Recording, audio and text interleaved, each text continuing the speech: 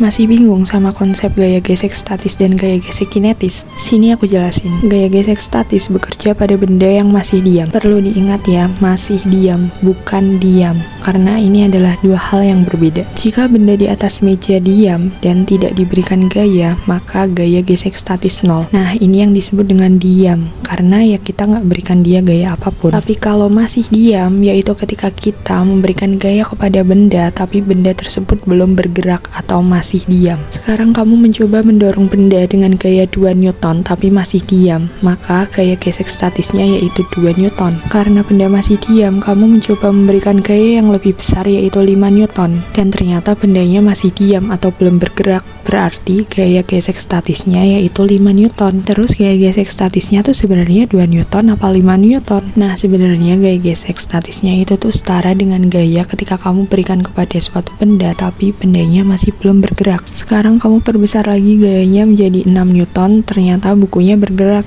Nah, berarti gaya gesek statis maksimumnya yaitu 5 Newton karena gaya itu yang menahan benda masih tetap diam. Nah, nilai dari gaya gesek statis maksimum ini didapatkan dari perkalian antara koefisien gesek statis dan gaya normal. Ketika benda sudah mulai bergerak, gaya gesek statisnya akan berubah menjadi gaya gesek kinetis. Dan nilai dari gaya gesek kinetis ini sebenarnya lebih kecil dari gaya gesek statis maksimum. Jika di logika, pada saat mau mendorong lemari agar dia mau bergerak, pasti perlu tenaga yang lebih besar daripada ketika lemari itu sudah bergerak kan. Pastinya jika lemari sudah bergerak akan lebih ringan ketika kita mendorongnya daripada saat pertama kali kita mencoba untuk menggerakkannya. Nah, selanjutnya nilai dari gaya gesek kinetis ini didapatkan dari rumus berikut. Jika kalian suka konten edukasi seperti ini, jangan lupa follow aku. Terima kasih.